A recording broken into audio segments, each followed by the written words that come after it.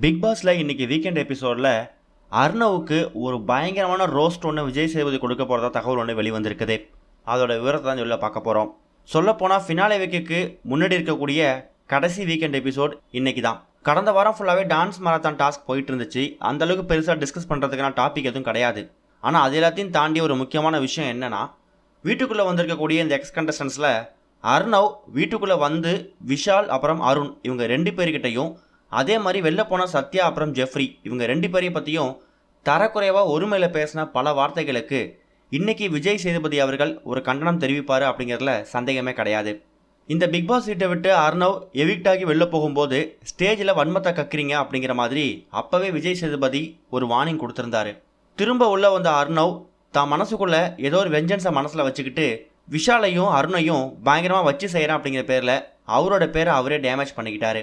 இன்னொரு பக்கம் சட்டை போடாமல் சுற்றுற சத்யா, நோண்டிக்கிட்டும் தடவிட்டு இருப்பானே ஜெஃப்ரின்னு சொல்லி ரொம்ப தரக்குறைவாக காது கொடுத்து கேட்க முடியாத வார்த்தைகளை பயன்படுத்தி அர்ணவ் விமர்சனம் பண்ணுறேன் அப்படிங்கிற பேரில் சில விஷயங்களை வன்மத்தை கக்கிறது மட்டும் இல்லாமல் ரொம்ப மோசமாக நடந்துக்கிட்டாரு.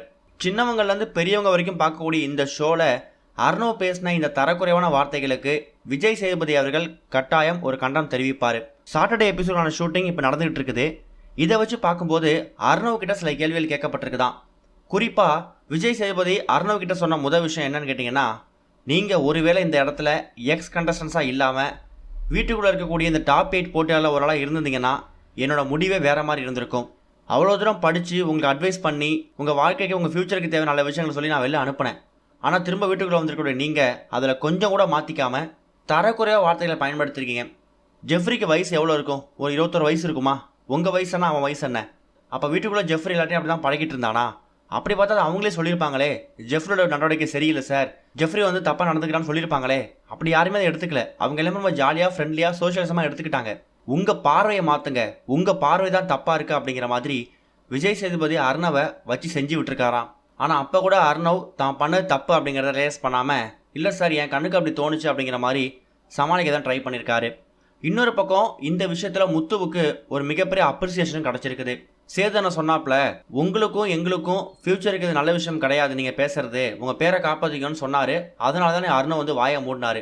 ஒருவேளை அந்த இடத்துல முத்து ஸ்டாப் பண்ணாமல் இருந்திருந்தாரு, சபை நாகரிகமாக இல்லை, வார்த்தை யூஸ் பண்ணுறது சரியில்லைன்னு வந்து முத்து தடுக்காமல் இருந்திருந்தாருன்னா அருணவ் இன்னும் நிறையா பேசியிருப்பார்.